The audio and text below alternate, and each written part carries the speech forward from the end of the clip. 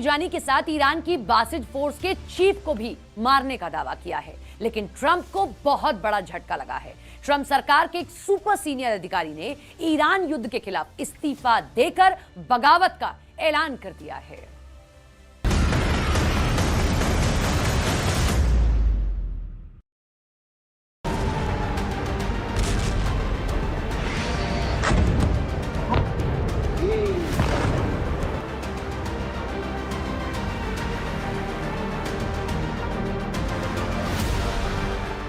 Israel कट्टर और खूंखार लड़ाका है।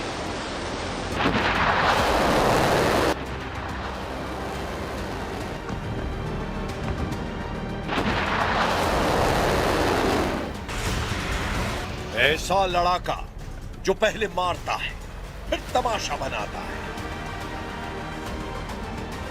ईरान के top security in charge Ali Larijani का भी इजराइल ने यही हाल किया है। एक झटके में इजराइल ने ईरान के 4 बड़े कमांडरों को ढेर कर दिया है। इजराइल के रक्षा मंत्री ने दावा किया है कि ईरान के अघोषित वॉर कमांडर अली लारिजानी को बमों से इतना मारा गया है कि उनके चीथड़े उड़ गए हैं।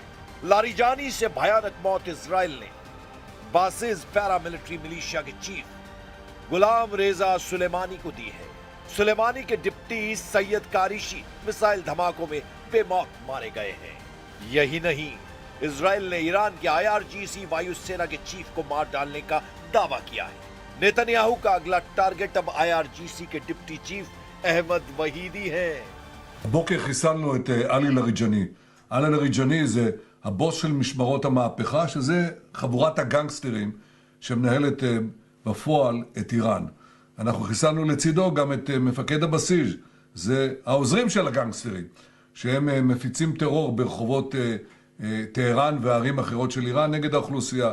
גם שם אנחנו פועלים מהאוויר עם מטוסים של חיל האוויר, עם כטב"מים, וגם שם פועלים. אנחנו מערערים את המשטר הזה בתקווה לתת לעם האיראני הזדמנות לסלק אותו. नेतन्याहू भड़के हुए हैं। ईरान ने जब से उनकी मौत का हवा बनाया है, बीबी का दिमाग गर्म हो गया है। उन्होंने ईरान के उन सभी लीडरों को खल्लास करने के ऑर्डर दे दिए हैं जो बयानबाजी कर रहे हैं, क्योंकि ईरान की बयानबाजी से ट्रंप बौखला गए हैं। ट्रंप हॉर्मुज स्ट्रेट पर ईरान के बैरिकेडिंग नहीं तोड़ पाने से बेचैन हो गए। ट्रंप ने अमेरिका के दोस्त देशों से हॉर्मुज में साथ आने की अपील तक की है, लेकिन उन्हें न यूरोप भाप दे रहा है, न ही चीन जैसे देश ने कोई वादा किया है, जिससे ट्रंप का जल्द युद्ध जीत लेने का प्लान फ्लॉप हो गया है। जिसके बाद ट्रंप ने ईरान पर हमले का नया बहाना बनाना शुरू कर दिया है। ट्रंप ने कहा है कि ईरान एटम बम से हमला कर इजराइल को खत्म करने वाला था, इसीलिए अमेरिका ने उस पर हमला किया है। Knock out Israel with their nuclear weapon, but after we knocked out their nuclear potential weapon, they started building missiles, thousands and thousands of missiles. Trump ने दावा किया है कि उन्होंने तीसरे विश्व युद्ध को टाल दिया है, लेकिन उन्हें यह अंदाजा नहीं था कि ईरान इतनी मजबूती से युद्ध में टिका रहेगा। ट्रंप ने पहली बार यह बात कबूल कर ली है कि ईरान ने उन्हें सरप्राइज दिया है।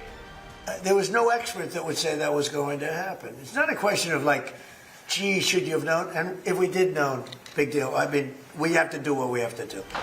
ईरान के तेवर देखकर अमेरिका ने गलतियों की स्क्रूटनी करनी शुरू कर दी है।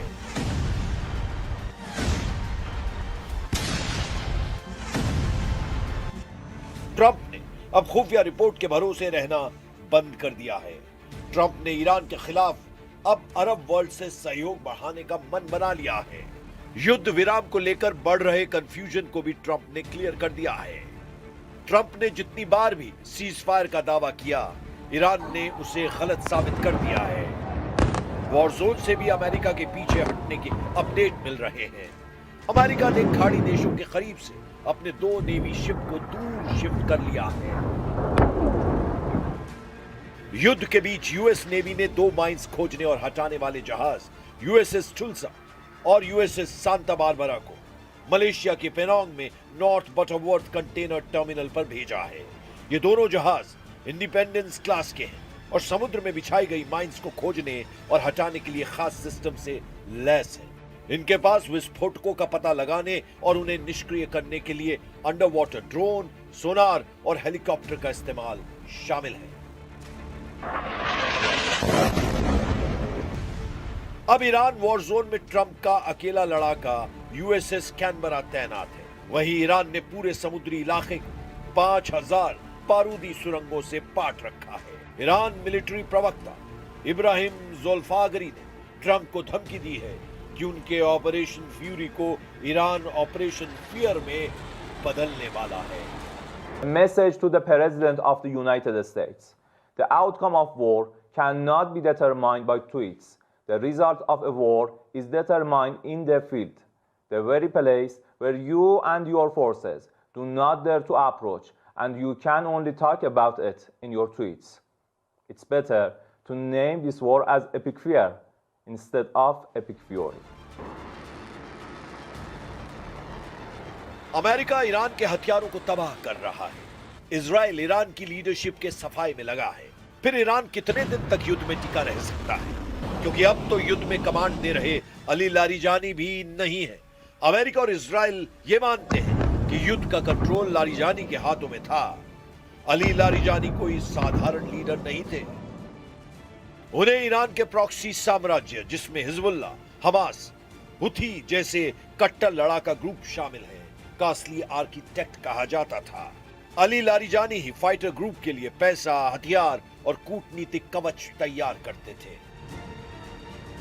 ट्रंप के कट्टर विरोधी लारिजानी ईरान के एटमी प्रोग्राम के सबसे बड़े हिमायती थे।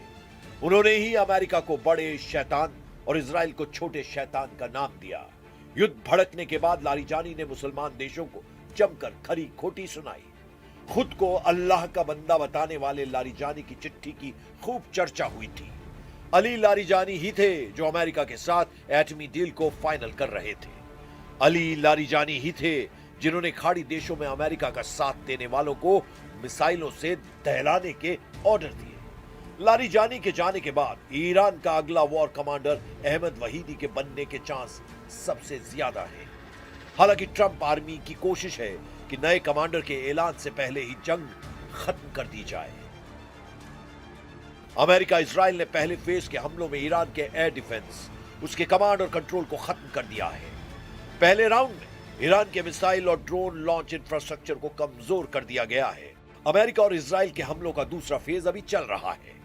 यह ईरान के डिफेंस इंडस्ट्रियल बेस को टारगेट कर रहा है। इसमें missile production facility, dual use research centre और अंडरग्राउंड कॉम्प्लेक्स टारगेट किए जा रहे हैं।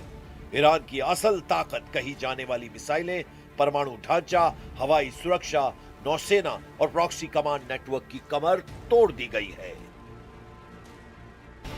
सुपर पावर का कैलकुलेशन बता रहा है कि ईरान का मनोबल टूट रहा है, लेकिन ईरान के जंगबाजों का जुनून कायम है। ईरान के सुप्रीम लीडर मुज्तबा खामनेई युद्ध से पीछे हटने को तैयार नहीं। लारिजानी की मौत की खबर आने के बाद मुज्तबा खामनेई ने ट्रंप के सीज फायर ऑफर को ठुकराकर जतला दिया है कि यह युद्ध ईरान आखिरी सांस तक लड़ेगा।